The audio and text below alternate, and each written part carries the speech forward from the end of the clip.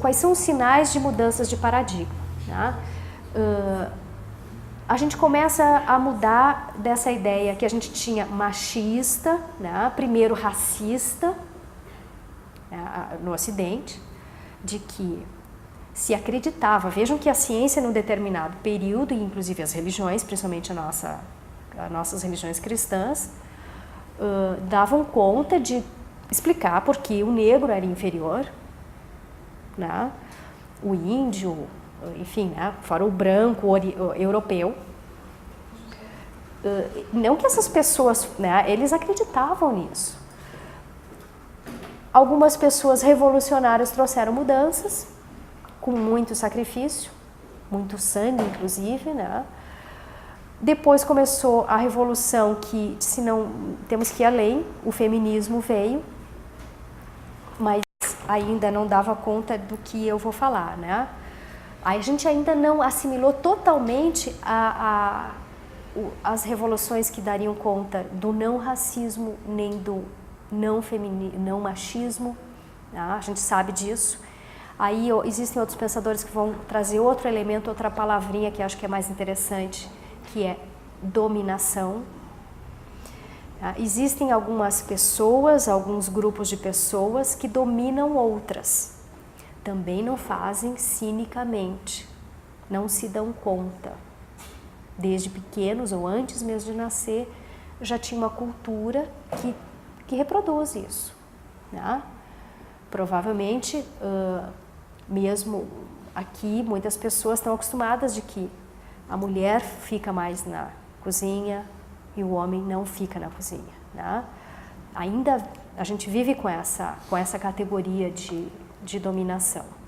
Isso se dá no nível dos corpos, que é tão sutil. Eu vou dar um exemplo, que a maioria das mulheres e homens não se dão conta, que a gente tem que fazer um exercício para se distanciar disso, que é o jogo corporal, né? Uma situação que estávamos eu e uma colega, isso numa faculdade de Direito, no prédio de Direito, pós-graduação, saem os advogados, o promotores, sei lá, né, pessoas com educação. Nós na fila, eles furam a fila, tudo bem. Só que não é esse o problema, a forma, ele chegou a fazer minha colega recuar, porque isso é muito comum. Vocês não devem ter se percebido que isso é muito comum de acontecer. Os dominadores, eles ocupam mais espaço e os outros estão acostumados a dar espaço, né? E a gente não se dá conta. Nenhum fez, o outro não fez porque ele é mal educado na noção assim. Eu acho que ele podia ser mais atencioso em relação à fila, mas em relação ao jogo de corpo, ele não se apercebeu. O que ele fez a minha colega recuar um passo atrás. Isso acontece muito frequentemente, é lógico, quanto mais aquela pessoa se sente dominadora, né? Vão ter mulheres que vão conseguir fazer isso em relação a alguns homens que se sentem em condições em desvantagem na sociedade. Bom, agora nós vamos ver a relação do homem com a natureza, por isso que eu digo que nós não saímos do iluminismo. Até hoje, nós achamos que o homem é o topo, é o máximo, é quase que a medida de todas as coisas. Se a gente lê a Constituição, apesar que tem algumas passagens que dizem diferente, mas é humano, o bem-estar humano, né? E quando a gente fala em ecologia, ou preservar o meio ambiente, a gente está falando em gerações futuras, de seres humanos. Isso não é ecológico. Tá? Isso não é ecológico. Tem um conceito clássico, mas que ele dá um pouco conta disso, é o estudo das interações dos seres vivos entre si e com o meio ambiente. A palavra ecologia tem origem no grego oikos, que significa casa, e logos, estudo, reflexão, etc. Né? Então, mas existe outra noção, que é onde tudo está relacionado com tudo, inclusive com as soluções, como ciência do interrelacionamento homem-natureza. Ela não pode ser vista apenas como estudo do meio físico, pois de suas pesquisas e análises depende a compreensão da harmonia entre o homem e o ambiente. Então, ecologia envolve a noção de harmonia e de equilíbrio. Eu colocaria respeito, porque existe uma diferença realmente entre o homem e os outros animais. Nós temos um aparato cultural, mental, que nos permite cuidar dos demais. Nós temos mais responsabilidade. Aliás, esse é um valor novo. Antes não era responsabilidade.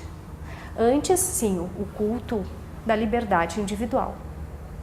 A Revolução Francesa é isso. Realmente, ele teve uma revolução em que se passou a cultuar a liberdade individual. Ela é ainda o valor principal. Quando a gente fala em cidadania, a gente já está falando em outro valor, que é a responsabilidade. E a gente cultua, eu sei que ao falar isso, vocês estão fazendo estão se olhando, né? Dentro do que vocês pensam a respeito. Essa é a função do sociólogo, porque eu estou fazendo, de certa forma, um convite de vocês se desconstruírem, se afastarem dos valores de vocês, para verem isso, para mudarem. Isso permite a mudança, permite que eu me desnaturalize aquilo que eu tomo como natural. Eu me liberto, eu descondiciono, eu me descondiciono. Então, o grande culto que começou com a noção de que o homem porque ele é racional, ele é mais do que os outros, o valor máximo é a liberdade individual. Liberdade individual. Agora, o que eu preconizo no meu ativismo é a liberdade de todos. A gente não preza a liberdade do outro. Se liberdade é importante, por que não a liberdade do outro também? E aí a gente entra na noção de ecologia, né? Não é o meio ambiente para as futuras gerações de seres humanos, mas para as futuras gerações. A nossa lei, em alguns momentos, ela permite que se perceba aqui. Ela fala em todos, toda a vida, então ela permite que se pense em vida. Até agora nós tínhamos uma noção antropocêntrica, da relação do homem com a natureza, o homem é o centro, e se começa a construir outra noção, que é o homem não é o centro, um valor biocêntrico e um novo paradigma que os ativistas trazem, que é a noção, assim como teve feminismo, a noção, o valor, a palavra racismo, né? Tem uma outra que é especismo, que é a proposta oposta é antiespecismo, ou seja, não é só a espécie humana que deve ser protegida e cuidada. Então, uma revolução ecológica significaria eu mudar essa noção de que o homem é o centro, que eu tenho que preservar a terra e a natureza para ela não acabar por causa das futuras gerações de seres humanos, mas porque a natureza em si tem um valor intrínseco. Tá? E a noção de responsabilidade, ela cabe porque nós temos intuitivamente, tá, a noção de proteger os vulneráveis, mulheres e crianças na frente, a não ser no avião, tá? Que aí tem que ser aqueles que tiverem condições de ajudar os outros a se salvar primeiro, porque sem oxigênio eu não vou poder salvar ninguém. Mas, inclusive no mar, né? Uma vez eu andei de barco, né? E tem uma regra.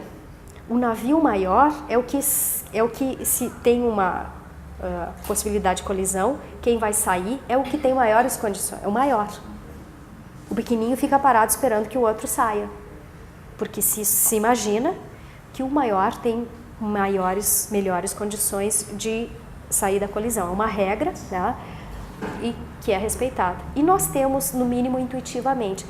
Agora vamos para o ativismo. Todo mundo já viu cenas de animais amorosíssimos, a palavra que me ocorre, com os filhotes, ou até com outras espécies.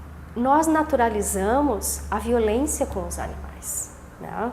Apesar que até juridicamente cada vez mais se protege os animais.